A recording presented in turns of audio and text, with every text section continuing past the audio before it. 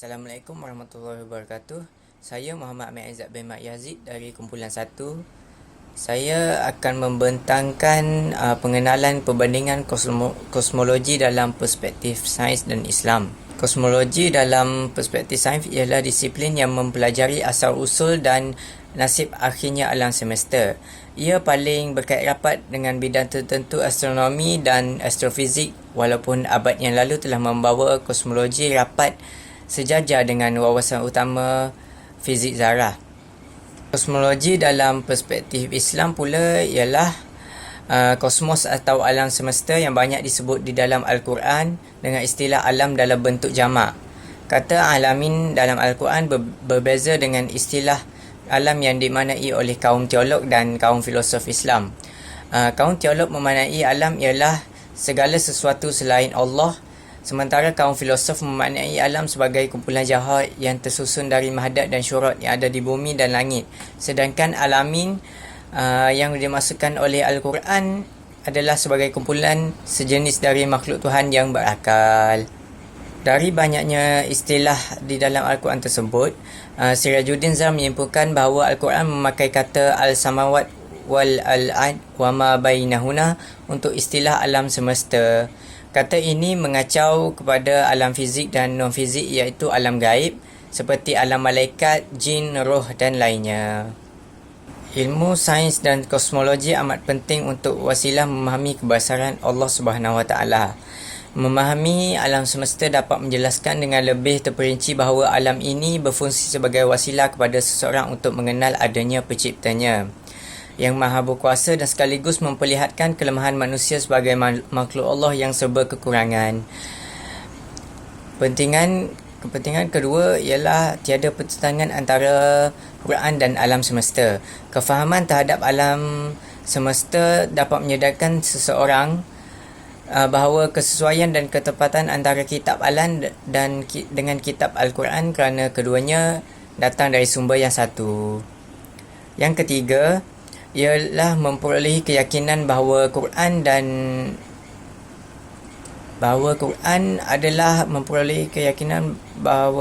adalah wahyu. Kepentingan yang ketiga ialah memperolehi keyakinan bahawa Al-Quran adalah wahyu. Seseorang yang mengkaji dan menyelidik alam semesta dapat meyakinkan dengan pasti kebenaran Al-Quran sebagai wahyu Allah Ta'ala. Dan yang terakhir sekali ialah mempertingkatkan keimanan kepada Allah. Mengkaji alam semesta dapat mempertingkatkan keimanan seseorang kepada Allah yang menciptanya. Perkara ini berlaku apabila aspek-aspek alam itu dikaji dan dibuat rumusan. Seseorang itu akan sampai ke peringkat mengikut kewujudan Tuhan dan ciptaannya. Kosmologi dalam tinjauan Islam dan sains pula ialah bagi tokoh Ibn Sina. Sumbangan beliau dalam bidang geologi, kimia serta kosmologi memang tidak dapat disangsikan lagi. Karangan Ibn Sina mengenai ilmu pertambangan mineral menjadi sumber geologi Eropah. Dalam bidang kimia, ia juga meninggalkan penemuan-penemuan yang bermanfaat.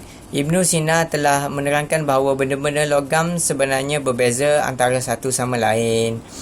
Penerangan tersebut telah memperkembangkan ilmu kimia. Menurut Al-Farabi pula, terdapat tiga jenis keutamaan, iaitu keutamaan pandangan, keutamaan berfikir dan keutamaan akhlak. Dalam Tashilus Sa'adah ada mengatakan bahawa masalah kemanusiaan yang jika dihayati oleh bangsa-bangsa atau oleh penduduk sesuatu negeri dapat mendatangkan kebahagiaan duniawi dalam kehidupan pertama dan kebahagiaan yang jauh lebih tinggi dalam kehidupan di akhirat. Yang dimasukkan dengan pandangan utama, pelbagai jenis ilmu menuju kepada pengetahuan tentang semua yang ada alam wujud, dan ini terbahagi kepada dua bahagian, iaitu ilmu i'tiyah ba'diyah, yakni pengetahuan yang dicapai melalui intuisi, dan ilmu lainnya yang dicapai dengan pengamatan, penelitian, pengajaran dan pembelajaran.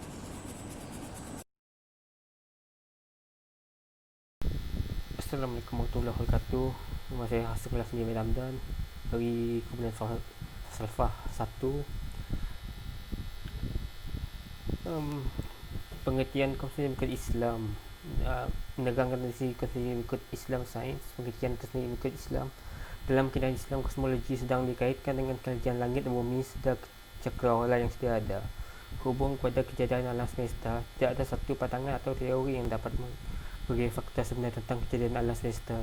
Hal ini disebabkan manusia merupakan makhluk yang jahil mengenainya, dan manusia juga bukan yang mencipta alam semesta. Allah SWT sebagai pencipta kepada alam semesta ini, dan kejadian penciptaan alam semesta ini diurangkan dalam bentuk diwahyukannya, merupakan paling tepat untuk mengetahui rahsia-rahsia alam yang diciptanya. Kosmologi dikenali sebagai kosmos atau alam semesta yang sering disebut dari dalam Quran dengan istilah alam dan bentuk jamak alamin, merupakan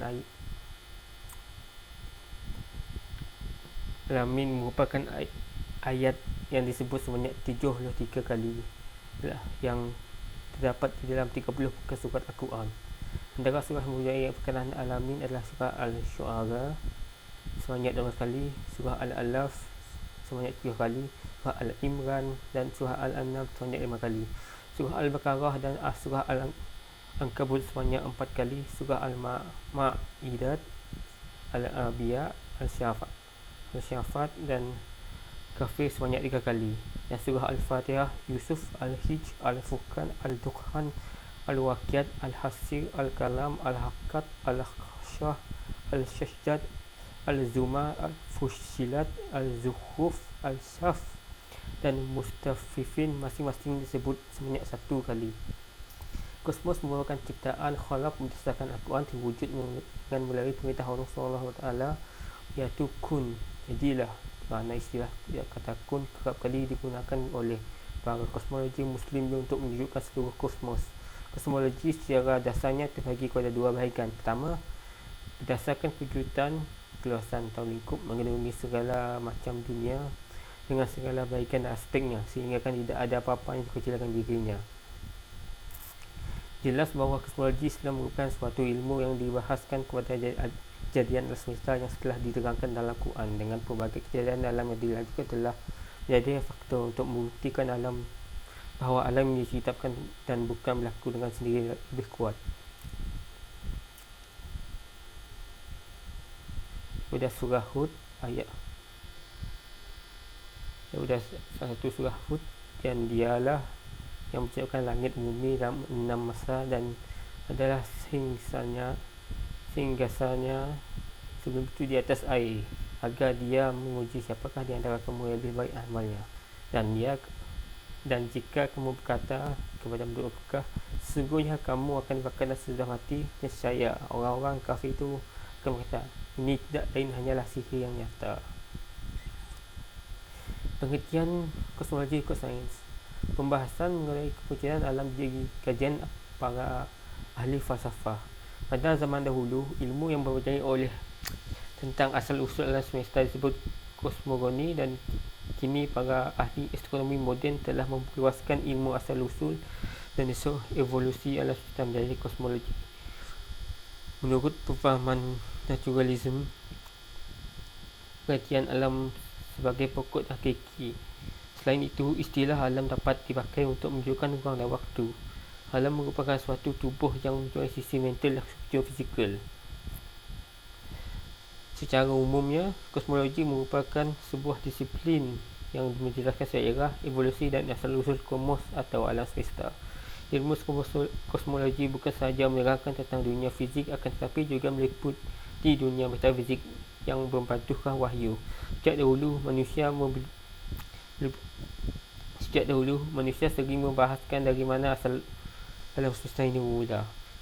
Berdasarkan sejumlah kosmologi awal dan tradisi Hebron, Kristen dan Islam, alam ini bermula pada saat tak terhingga, pada waktu yang begitu lampau dan masa lalu. Satu alasan seperti itu diperlukan untuk menjelaskan tentang eksistensi alam semesta ini. Ada penyebabnya. Kosmologi dari segi pandangan sains mempadukan dirian yang melihat di sekeliling mereka dan mengkaji apa yang mereka lihat. Perbandingan penerapan kosmologi alam Islam dan sains. penerapan kosmik dalam Islam, hampir semua agama membahaskan tentang asal-usul kejadian alam. Para agama telah mengemukakan pendapat mereka berdasarkan pemahaman mereka dari kitab suci masing-masing. Bermula sejak zaman Yunani kuno sehingga falsafah Muslim telah memberikan sumbangan berkaitan asal-usul penciptaan alam. Ada teori pendapat bahawa segala makhluk yang hidup berasal dari air. Para ahli falsafah sebelum Al-Ghazali mempunyai pendapat lain, iaitu bahawa alam ini gadim, tidak memiliki permulaan. Pendapat ini disebutkan oleh Aristotle dan mengikutnya. Manakala menurut Al-Ghazali, iaitu gadim, tidak memiliki permulaan, hanyalah Tuhan saja. Kerana apabila terdapat suatu benda lain qadim selain Tuhan, maka akan muncul perumpamaan itu qadim yang banyak, dan itu memberi maksud Tuhan itu banyak. Itu saya mengingatkan ini telah menimbulkan kemusyrikan dan pelaku pembuat dosa besar yang tidak akan diwarnai oleh Tuhan, seperti golongan ateisme yang percaya bahawa alam ini qadim, tidak perlu pencipta dan yang menciptakannya. Kosmologi Islam menerapkan apa agama mereka percaya berdasarkan kitab suci mereka dan ajaran Nabi pada mereka. Daripada situ mereka dapat memperoleh ilmu tentang alam berdasarkan maklumat yang diperoleh oleh kitab suci Al-Quran. Pada penerapan kosmologi dalam sains, kosmologi dibahasakan sebagai cabang metafisik, mengumpulkan perihal asal dan susunan alam sekalian, penciptaan, kekekalan, vitalisme, mekanisme, kodrat hukum, ruang dan waktu. Kosmologi ini hadir supaya manusia dapat memahami alam semesta dan menentukan kedudukannya. Hal ini membedakan manusia bahawa ada penyebab di sebalik pergerakan planet-planet yang meruai suatu pola yang nyata dengan hukum sendiri yang mengatur pergerakan mekanisme tersebut. Berdasarkan penerangan ini telah menghasilkan pandangan kosmologi tertentu, membuatkan manusia memahami tentang alam semesta. Perbezaan pandangan kosmologi setiap manusia telah menyifatkan bahawa alam semesta ini adalah sebagai wadah pembahasan dalam kosmologi yang merupakan suatu objek penuh rahsia dan teka-teki. Walau bagaimanapun, dari rahsia dan teka-teki alam ini membuatkan kemunculan keinginan manusia untuk memahami dan menentukan kedudukan alam ini.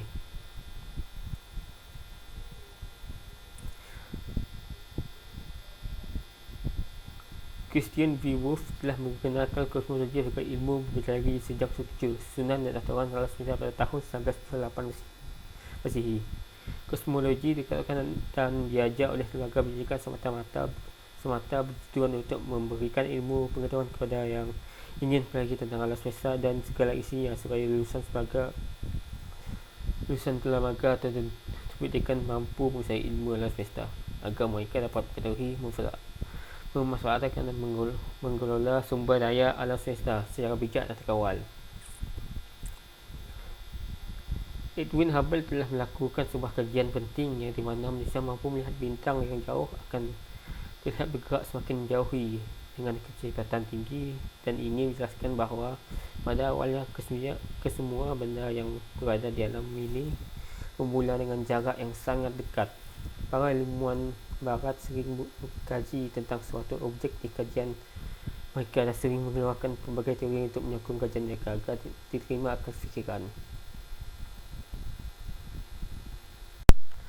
Menghuraikan kepentingan ilmu kosmologi dan sains. Orang dahulu kala pernah melakukan beberapa percubaan dan yang agak baik untuk menekankan kosmologi. Antaranya yang paling serius dalam tradisi saintifik barat iaitu fizik masyarakat Yunani purba yang menggunakan model geosentrik yang menyeluruh tentang alam semesta yang telah ditapis sepanjang zaman pada zaman Ptolemy.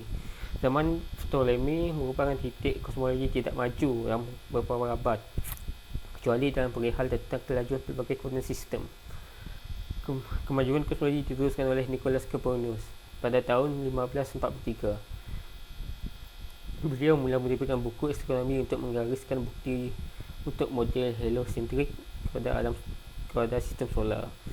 Wawasan ulama yang menyebabkan perubahan ini pemikiran adalah tanggapan bahawa tidak ada sebab menganggap bahawa bumi ini mengandung kedudukan yang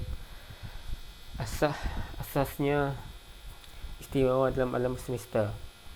Model heliocentric Copernicus menjadi lebih popular dan diterima berdasarkan kerja-kerja Tycho Brahe, Galileo Galilei dan Johannes Kepler yang mengubah bukti pasal eksperimen besar yang bagi menyokong model heliocentric Copernicus. Sir Isaac Newton saja yang mampu untuk membawa segala penemuannya. Ini agak menjadikan lebih tepat untuk menjelaskan pergerakan planet. Dengan melakukan pemerhatian dengan teliti dan wujudnya permukaan matematik yang dikenalkan sebagai kalkulus, berdasarkan 3 undang-undang gerakan dapat membuatkan Newton mewujudkan persamaan yang menggambarkan gerakan dalam keadaan situasi. Kosmologi Newton dikuasai sains sehingga pada awal abad ke-21, apabila Albert Einstein membangunkan teori kerelatifan iaitu dapat mentarifkan semula pemahaman saintifik graviti. Di dalam pemikiran Einstein, graviti ini membentuk oleh lenturan ruang masa 4 dimensi yang bertindak alas kepada kehadiran objek besar seperti planet, bintang dan galaksi.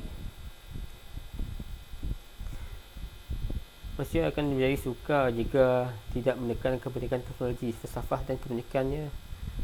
Juga teologi mengiktiraf bahawa bumi bukanlah pusat alam semesta. Di dalam perhubungan ini menerangkan bahawa kosmologi merupakan bintang yang paling awal menerangkan dan berhasil menunjukkan bukti tentang teori alam semesta ini. Kosmologi mempunyai kepentingan yang tinggi dan memajukan ilmu pengetahuan manusia serta membantu dalam mengenali alam ini untuk mempersatukan sumber daya dan tersedia ada dengan keadaan baik.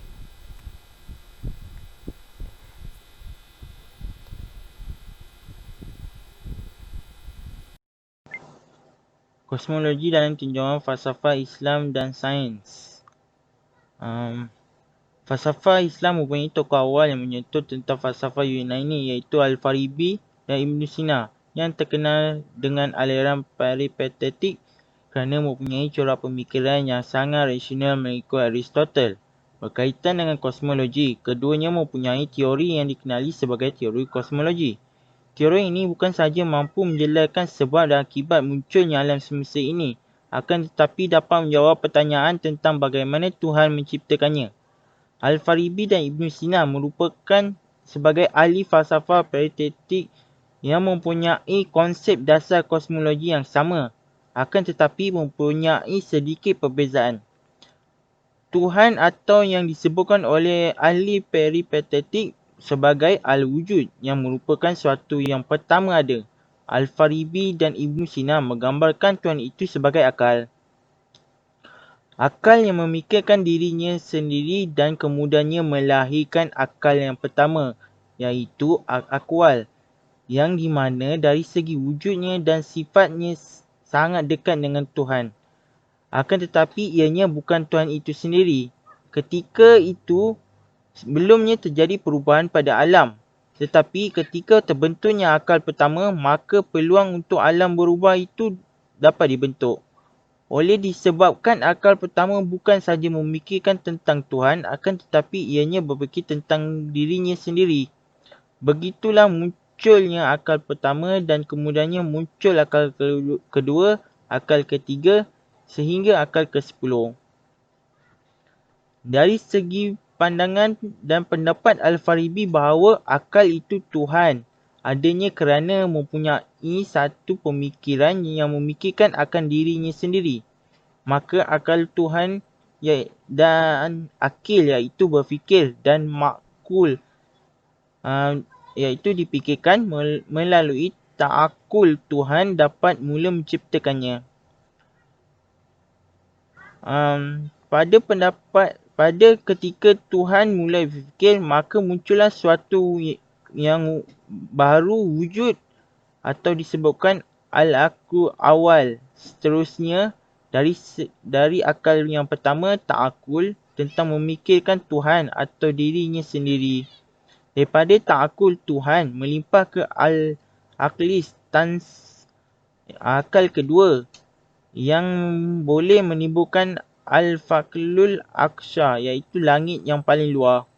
Maka timbullah sifat jamak dari alam makhluk. Al-aqli tansni mewujudkan al-aqlus tasalas, iaitu akal ketiga pada waktu yang sama wujudnya karatul khawabis tasbitas, iaitu bintang-bintang langit yang tetap. Kemudian akal ketiga melimpah ke al-aqlur rabbi, akal keempat yang mewujudkan bintang-bintang langit iaitu zuhal. Kemudian melimpah ke aqlul kami, akal kelima dengan wujudnya bintang langit mustari. Lalu ke al-aqlul sadis, akal keenam munculnya bintang marik. Seterusnya al-aqlul tasbih, iaitu akal ketujuh dengan munculnya langit, matahari, dan kemudiannya al-aqlul tasmi, akal ke-8 bersama bintang langit Zura. Al-aqlul si, akal ke-9 wujudnya bintang langit ustari. Dan akhirnya al-aqlul ash, wujudnya bulan, maupun al-aqlul ashri, akal ke-10. Akan tetapi akal ini dinamakan al-aqlul fa'al kerana akal ini yang tidak aktif.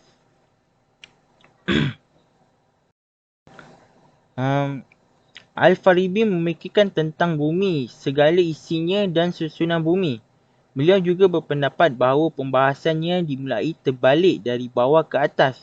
Maka wujudnya suatu benda yang abstrak dan belum mempunyai bentuk.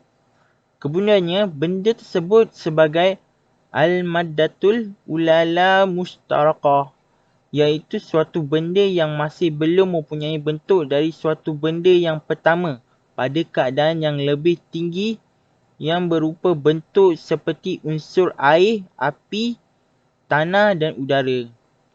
Kemudian wujudnya satu benda yang lain peringkatnya lebih tinggi iaitu emas, perak, besi, tembaga dan sebagainya. Seterusnya wujudnya peringkat yang lebih tinggi iaitu tumbuh-tumbuhan yang diwujudkan kerana mempunyai jiwa. Akhirnya tiba al-aqlul fa'al yang berubah bentuk sebagai wujudnya manusia kerana mempunyai jiwa yang memiliki daya fikir.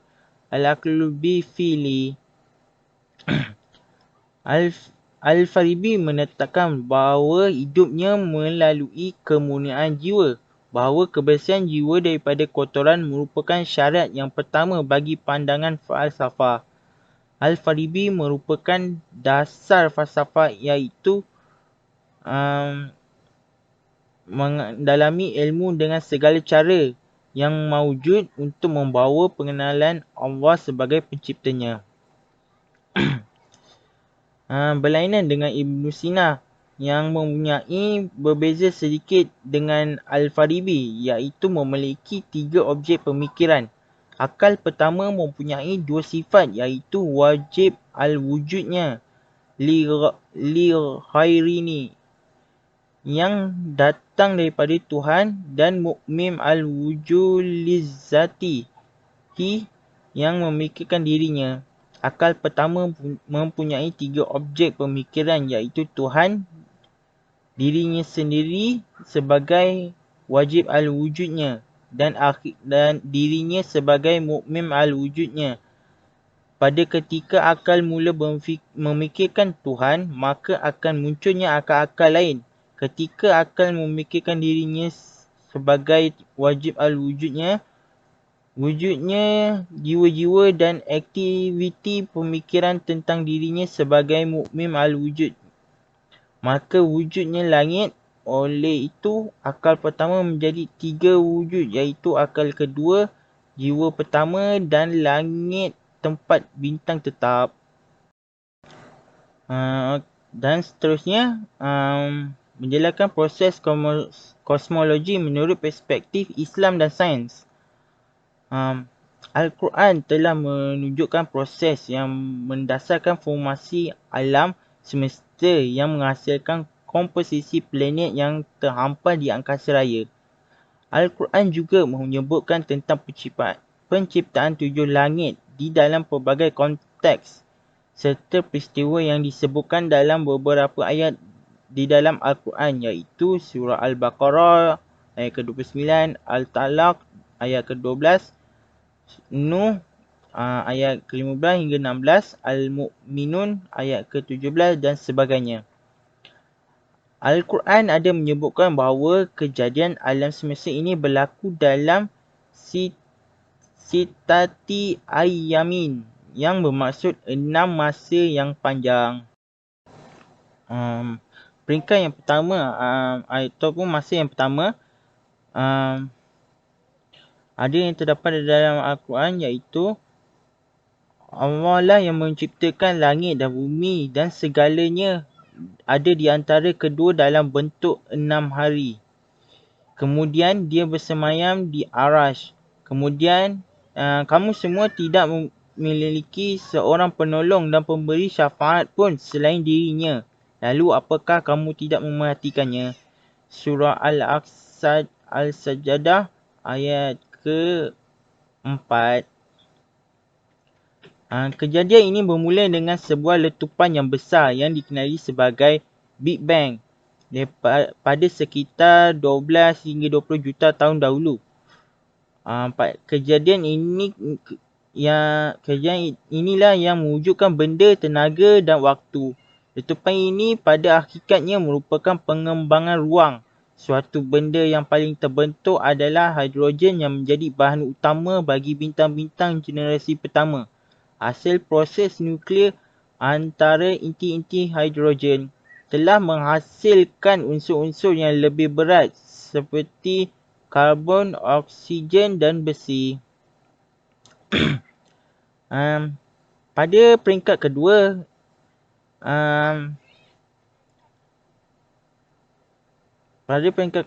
dalam surah Al-Baqarah ayat 29, dialah Allah yang menjadikan segala yang ada di bumi untuk kamu dan dia kehendaki, iaitu menciptakan langit.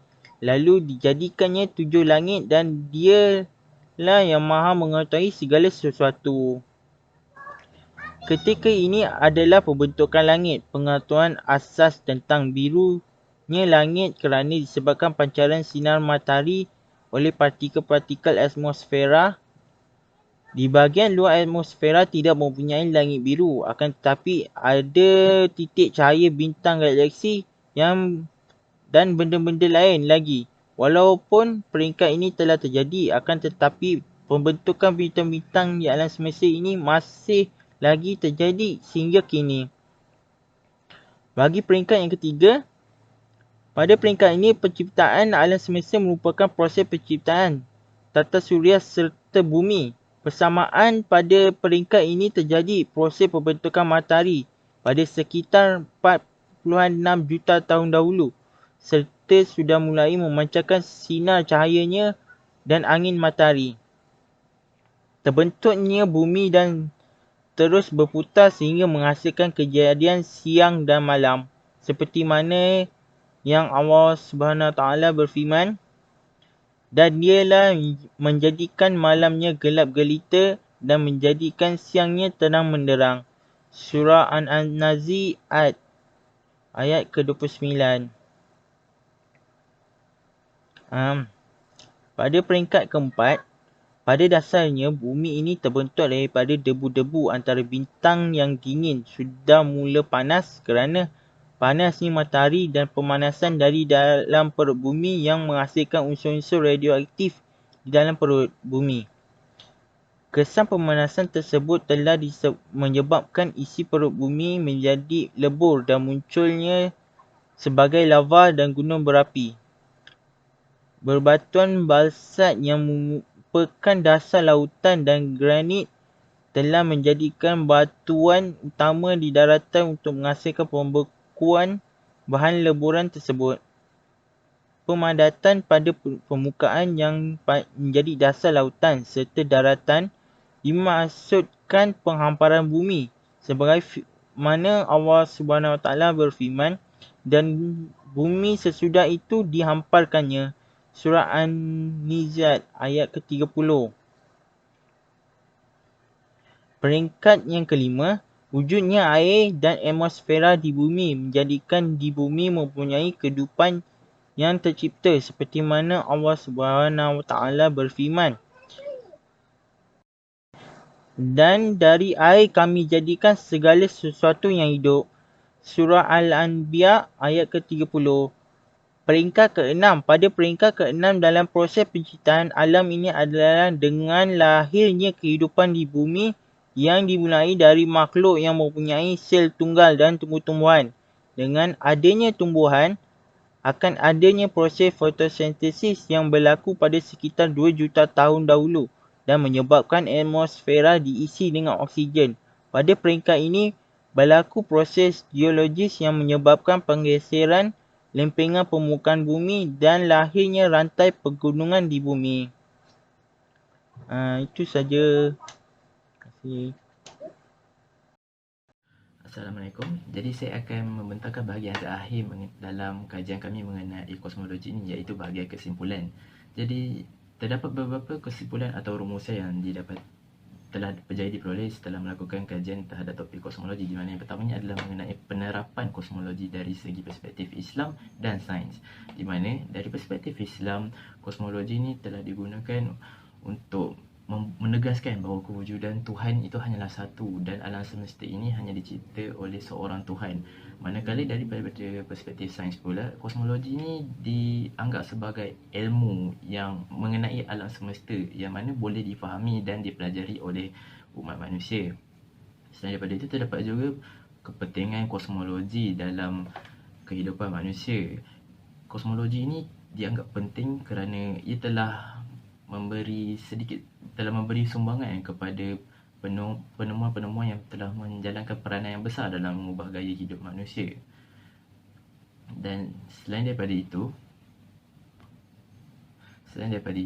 terdapat juga pandangan tokoh-tokoh yang terlibat dalam kajian terhadap kosmologi seperti Al-Farabi dan Ibn Sina, di mana bagi Al-Farabi, kosmologi ini merujuk kepada akal yang satu, iaitu akal kepada Tuhan yang telah menciptakan alam ini. Manakala bagi pandangan Ibn Sina pula, akal dalam kosmologi ini terdapat 3 objek pemikiran, yang mana apabila wujudnya akal yang pertama, akan wujudnya akal-akal yang lain.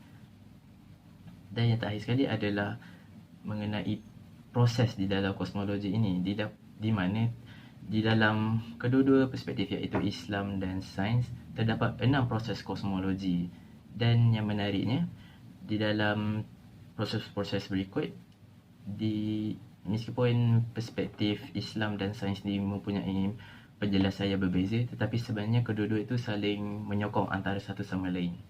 Jadi, untuk rumusan yang terakhir ni, apakah yang boleh dipelajari daripada membuat kajian terhadap kosmologi ini? Jadi, rumusan yang paling ringkas yang boleh saya bagi tahu adalah kosmologi ini sebenarnya boleh saja dipelajari menggunakan perspektif yang telah kami kaji, iaitu perspektif Islam dan sains. Ya, boleh saja kosmologi ini dikaji menggunakan kedua-dua perspektif ini kerana contoh seperti di dalam proses kosmologi yang telah diterangkan tadi, terdapat 6 peringkat, dan di dalam 6 peringkat itu, setiap perkara yang terjadi di dalam setiap peringkat itu sebenarnya saling menyokong antara satu sama lain. Jadi bolehlah dikatakan, jikanya seseorang itu ingin betul-betul menguasai mengenai kosmologi ini, antara cara yang paling bagus untuk mengkajinya adalah dengan menggunakan kedua-dua perspektif yang telah kami kaji, iaitu secara Islam dan sains. Ini nescaya akan memberikan pemahaman yang amat tinggi terhadap topik kosmologi ini. Itu saja pembentangan untuk kumpulan kami. Sekian, terima kasih.